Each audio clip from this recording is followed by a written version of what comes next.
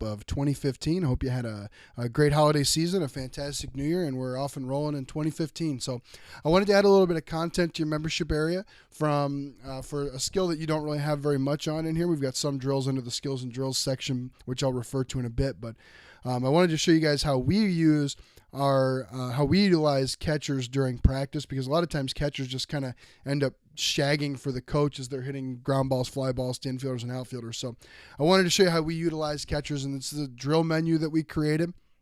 And what we've done with this drill menu is we laminate it, give it to our catchers. We teach them every drill in here, what they're looking for, and then we can send them, I don't want to say on their own because that's not the right word. You have a coach overseeing them, responsible for them, but who doesn't have to sit there and run every single drill. Works great for us. We only have 2 coaches, and so we're able to let them work individually while we come over and supervise and kind of oversee it instead of having to be there to run each individual drill. This works great if you've got a team that comes back year after year. So if you've got like a travel team that you're going to have from 12U, 13U, 14U, etc., you install this drill menu. Hopefully you've got enough carryover in your catchers from year to year that you don't have to worry about reinstalling it completely every year. And then during practice time, they can work on their own a lot, and you can kind of help them out as needed. So we break the drill menu into 3. We break it into receiving, blocking, and then throwing drills. A lot of times when we have them work on their own, they kind of get to choose 3 drills from each category, or we might take a little marker and mark up their laminated copy for the day as far as which drills we want them to do. But they won't be able to get to all these drills in one session, and our sessions are usually about a half hour long with our catchers. So they won't be able to get to all these drills and really get anything out of them if they do them that way. So we kind of make sure we mix up the drills. Our receiving drills, we give a little bit of some cues up there at the front. Catch the outside of the ball. We want a quarter turn right before the pitch is thrown. They want to sway with their ankles, so you want to catch strikes in the middle of your body. We have our thumb to the 3. If you imagine a clock, we want to try to catch as many balls with our thumb to the 3 as possible. And then they want to catch it in the web, and if you've ever caught someone throwing 85 plus, you know why you want to catch it in the web. And even the little guys, they catch one in the hand, even if it's only going 50, still stings them pretty good. So first drill is the bare hand underhand toss, and a lot of times we'll do as many of these receiving drills as we can with our bare hand. And to do this one, we set up partners. So we have like usually 4 catchers or 3 catchers. We set them up in a triangle or set them up partnered across from each other. They'll be in their squat, and they'll each group will have a baseball. They'll just underhand toss it, and they're just working on receiving with the bare hand. They can just toss back and forth. Doesn't have to be real hard, and they can work on receiving with the bare hand, looking for those cues that we mentioned above. The next drill, number 2, is more for older players. You put a baseball between their thumb and their pinky. So they grab a baseball between their thumb and their pinky, and then they receive with the other one. That just helps them catch the ball in the web.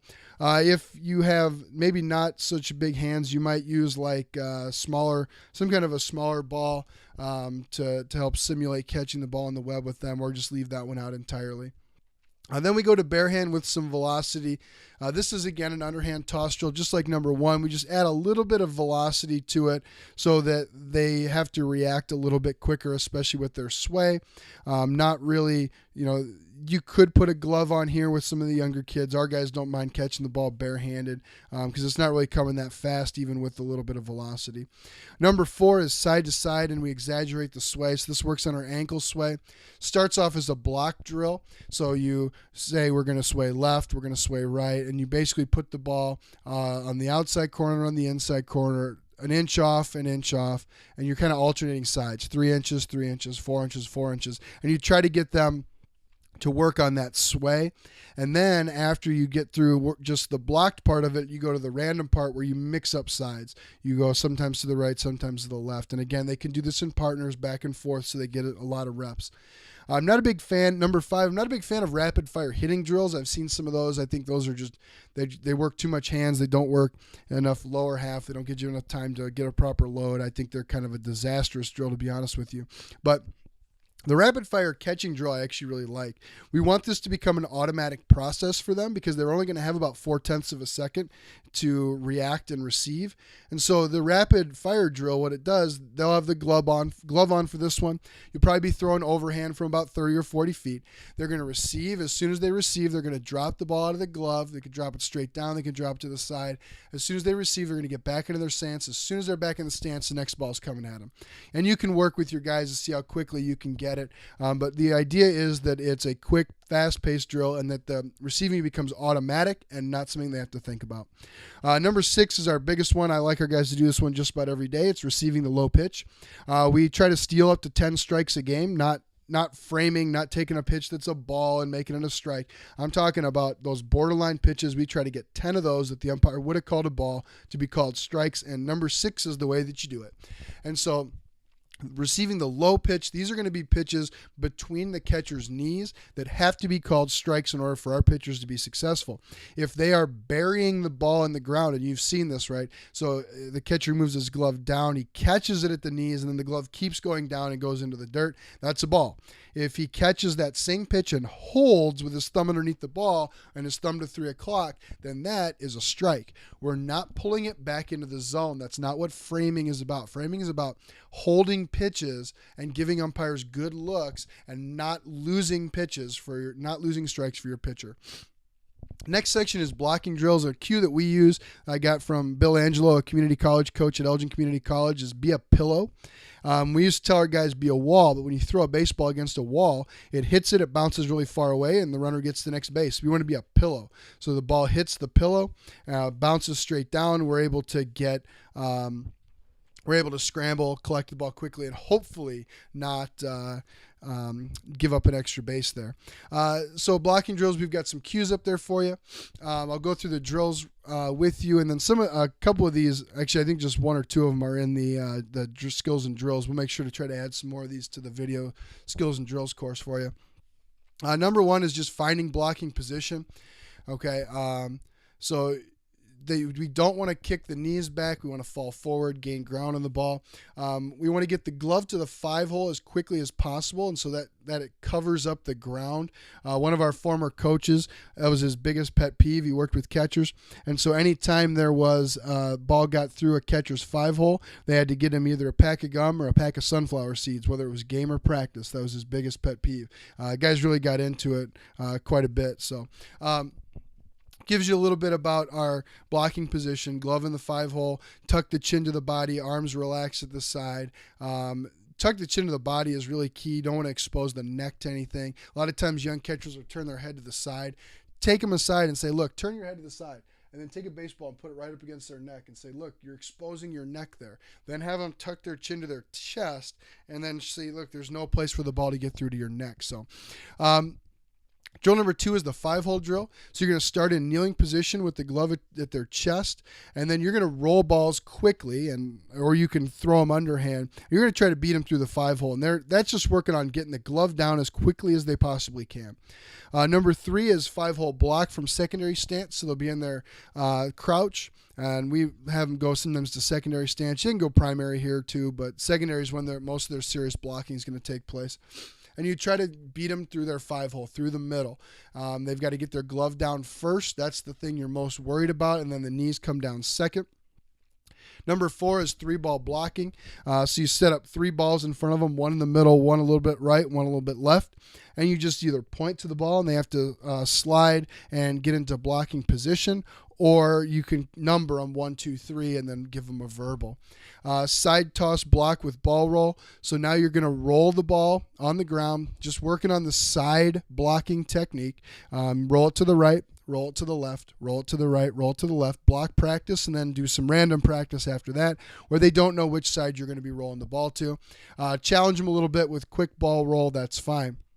The 5-ball drill I'm not going to talk about here. That's in our Skills and Drills video course, one of the few that we actually have in there.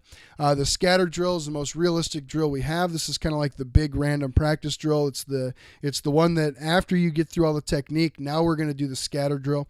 It's basically like a random blocking drill. Set them up in their secondary stance, throw pitches to them. Sometimes the pitches are in the dirt, sometimes they're not. This is my favorite part of practice, working with catchers.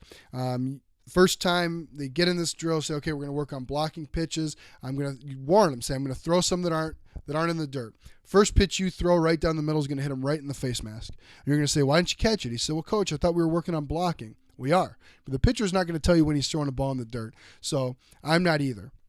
And it really, really pushes them. The goal here is to block the ball, scatter to get it, and be as close to home plate as you can. There's a great tactical game for catchers. It's in our silver library. It's called Magellan. Check that out. That'll help you add a little bit of competition to this once they get a little bit better at it. Number 8, our assistant coach calls this the Jim Craig drill. I have no idea why. I'll find out from him. But basically what we're going to do with the Jim Craig drill, it's an indoor drill, just kind of it makes things a little bit more interesting. They're going to be in their secondary stance about 8 feet from the wall, maybe 5 to 8 feet from the wall. Throw a ball off the wall that they then have to block as it ricochets back. It just helps them with reaction. And, we always say blocking is a little bit about technique. It's a lot about attitude. How badly do you want to throw your body in front of a ball?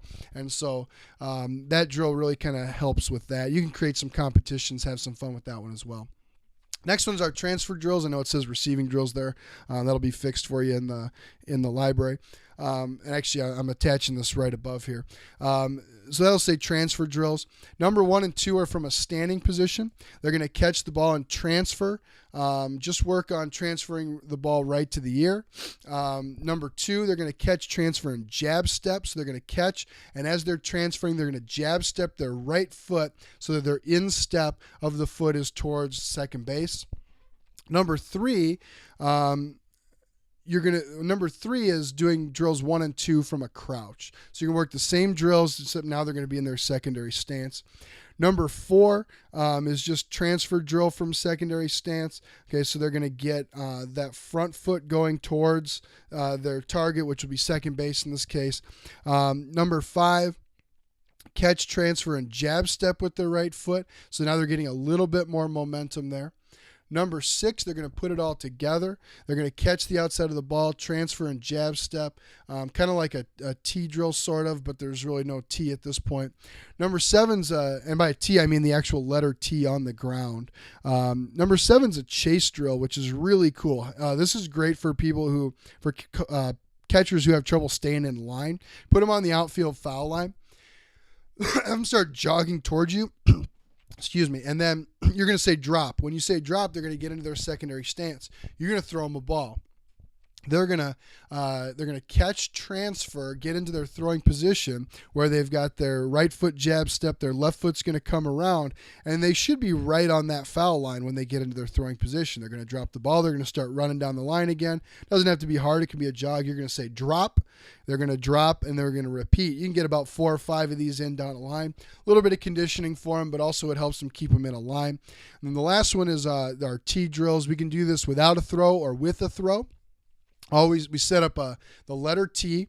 Their heels are on. It's kind of like an upside down T. Their heels would be here on the top of the letter T, and then the goal is that their feet go on the tall part of the T, and here they'd be throwing in this direction down there.